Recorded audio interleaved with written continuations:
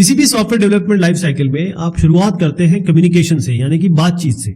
उसके बाद आप प्लानिंग पे आते हैं, आप प्रोजेक्ट प्लान करते हैं। इसमें बहुत सारे प्लान्स बनते हैं, प्रोजेक्ट प्लान बनता है, टेस्टिंग प्लान बनता है, वैलिडेशन प्लान बनता है, बहुत सारे आर्किटेक्चरल प्लान बनते हैं।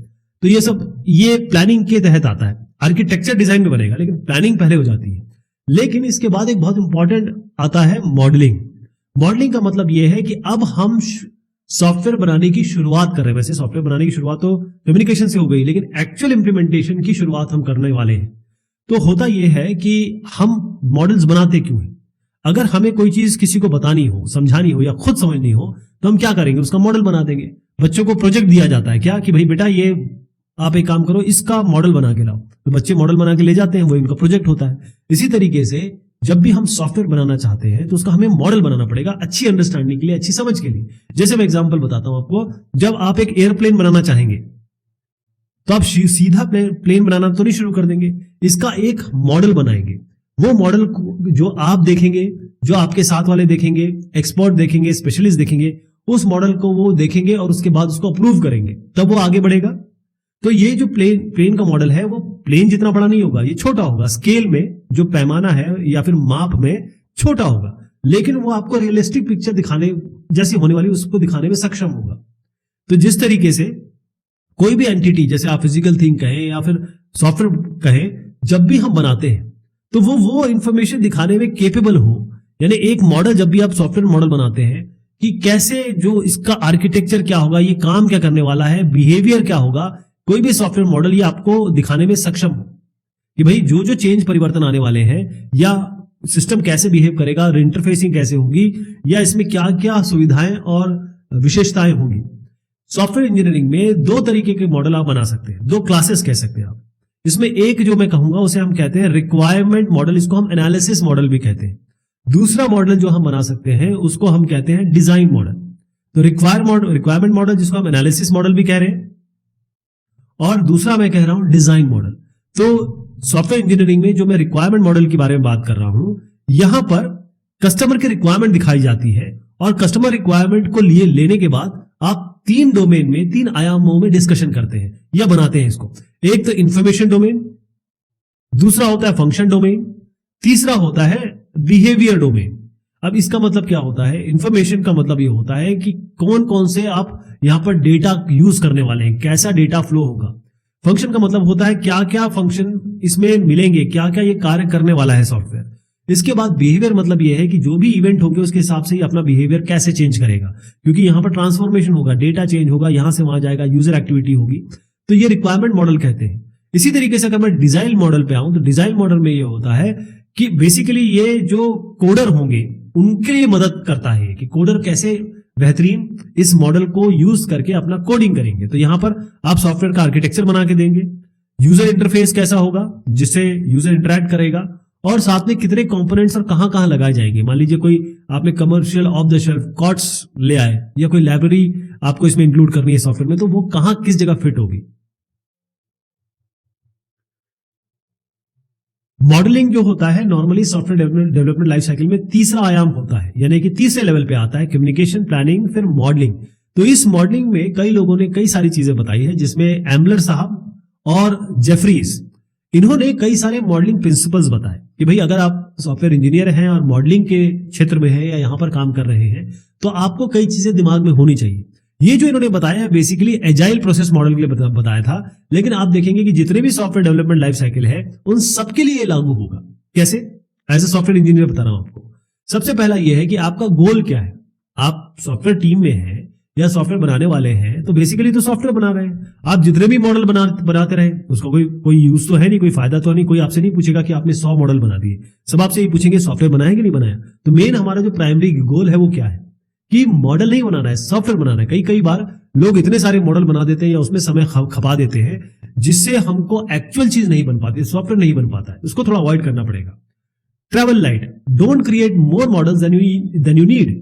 इसका मतलब यही है, पहले प्रिंसिपल से ये रिलेटेड है कि हर एक जो मॉडल है, जो मॉडल आप बनाने के लिए टाइम व्यय कर रहे हैं, या कैसे कर सकते हैं कि खर्च कर रहे हैं, तो वो जो समय आप जो खर्च कर रहे हैं वो आप कंस्ट्रक्शन के समय भी तो कर सकते थे। मतलब कंस्ट्रक्शन के लिए भी कर सकते थे, यानी कि कम्युनिकेशन, प्लानिंग, मॉडलिंग, उसके बाद कंस्ट्रक्शन आता है। यहाँ पर एक्चुअल आप कोड लिखते हैं, टेस्टिंग करते हैं। तो मॉडल बनाने के लिए अगर ज्यादा समय खा जाएंगे आप, तो फिर कंस्ट्रक्शन कब करेंगे? इसीलिए आपको वही मॉडल बनाएं जिसकी जरूरत हो और जिससे हम सॉफ्टवेयर बनाने में हमको मदद मिले। strive to produce the simplest model that will describe the problem or the software। अब इसमें अगेन वही बात आती है कि हर चीज को आपको सिंपल बनाना है। आप इतना ऐसा गंभीर मॉडल ना बना दे, इतना कॉम्प्लेक्स मॉडल ना बना दे जो आप ही समझ पाए, आगे वाला कोडर समझ ही ना पाए उसको। यानी बेसिकली क्या है कि आपका जो भी काम होना है, जो भी मॉडल बना रहे हैं, उस मॉडल के हिसाब से कोडिंग होनी है, उसी के हिसाब से टेस्टिंग होनी है, उसी के हिसाब से मेंटेनेंस होना है। Build models in a way that makes them responsive to change. अब यहां पर चेंज की बात आ गई। अब आपने एक मॉडल तो बना दिया, मान लीजिए ऐसा मॉडल कोई बना दिया, और किसी ने कहा कि भाई ये ऐसा है ना, ये पार्किंग यहां नहीं होनी चाहिए, यहां होनी चाहिए। अब अगर इस तरीके से मॉडल बनाए तो पार्किंग यहां करने में तो बहुत दिक्कत आ जाएगी।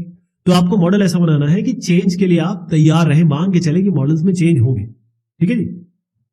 अगर आपके पास रिक्वायरमेंट मॉडल पूरी तरीके से तैयार नहीं है तो ध्यान रखिएगा, इस मॉडल अगर आपका तैयार नहीं है, रिक्वायरमेंट मॉडल ही मतलब रिक्वायरमेंट ही आपने ठीक से नहीं ली है, उसके मॉडल तैयार नहीं कहे, तो आप डिजाइन मॉडल नहीं बना पाएंगे। और डिजाइन मॉडल नहीं बना पाएंगे तो जब आप कोड करेंगे या एक्चुअली इंप्लीमेंट करेंगे तो बहुत सारे इसमें फंक्शन, यानी जो भी इसमें क्रिया है, काम है, और फीचर जो विशेषताएं हैं, वो सारी रह जाएंगी।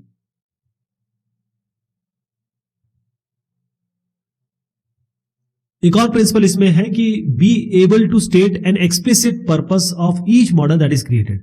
अब अगर आपने कोई मॉडल बनाया या मॉडल बनाने की शुरुआत की और आपने अपने आप से एक सवाल पूछा, क्या ये मॉडल की जरूरत है?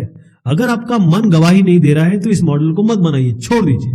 अगर आप जस्टिफिकेशन नहीं दे सकते कि भाई ये मॉडल मैंने क्यों बनाया, ये मॉडल क्यों बनाना चाहिए, इस पे समय खपाने की जरूरत है नहीं, इसको छोड़ दीजिए। Adapt the models you develop to the system at hand. अब आप देखें, एक वीडियो गेम है, ठीक है जी, इसमें क्या होता है कि बहुत सारी मॉडलिंग की जरूरत पड़ सकती है। हो सकता है कि वीडियो गेम बनाने के लिए आपको कुछ चीजें इसमें चाहिए जो स्पेसिफिक है। मान लीजिए आपको कोई एक एम्बेडेड सॉफ्टवेयर बनाना है जो किसी गाड़ी के अंदर लगना है, या मान लीजिए ऑटोमोबाइल इंजन में लगना है। तो यहां पर आप देखिएगा कि adapt the models you develop at the system at hand. अब यहां पर चीजें चेंज हो गई। वीडियो गेम के लिए बनाने के लिए या एक सॉफ्टवेयर जो आप किसी कार में लगाने वाले हैं, इसके लिए मॉडलिंग अलग होगी, इसके लिए मॉडलिंग बिल्कुल अलग होगी। Try to build your useful models but forget about building perfect models. देखिए, परफेक्शन नाम की चीज अगर आप उसके पीछे पहुंचे कि नहीं ये मॉडल ठीक नहीं बनाया, जरा इस मॉडल को ठीक करो, जरा इस मॉडल को ठीक करो। अब आप मॉडल बना रहे हैं, उसको कितना परिष्कृत कर सकते हैं आप, किस लेवल तक कर सकते हैं, वो तो अंतहीन है। तो आप परफेक्ट के चक्कर में ना पड़े। अगर आपका मॉडल तैयार है और अगर वो बहुत सारे काम कर रहा है, बस वहीं रुक जाइए, उसको परफेक्शन करवाने की जरूरत नहीं है। ये एजिलिटी भी कहती है।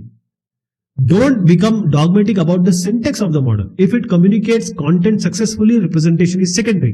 अब होता यह है कि हर चीज को हम बहुत ज्यादा परफेक्ट डालने की कोशिश करते हैं। और डोंट बी डॉगमेटिक मतलब यह होता है कि लकीर का फकीर मत बनिए।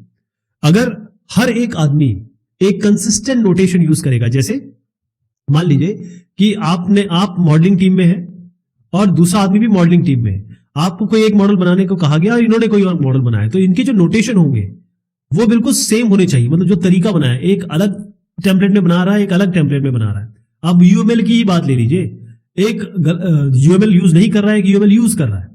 तो यहां पर क्या होता है कि जब भी, इसमें एक बड़ी इंपॉर्टेंट चीज उन्होंने बताई गई है, वो ये है कि अगर आपका मॉडल सारी चीजें बता रहा है जो कि अगले टास्क के लिए इनफ है, अगले काम के लिए इनफ है, मतलब उसमें सारी चीजें दिख रही हैं, तो इनकरेक्ट सिंटेक्स नोटेशन कभी कभी हम फॉरगिव कर सकते हैं, कभी कभी माफ कर सकते हैं। लेकिन ध्यान रखिएगा, क्योंकि हमारे पास ऑलरेडी यूएमएल है तो उसका यूज करिए मॉडलिंग डिजाइन के लिए।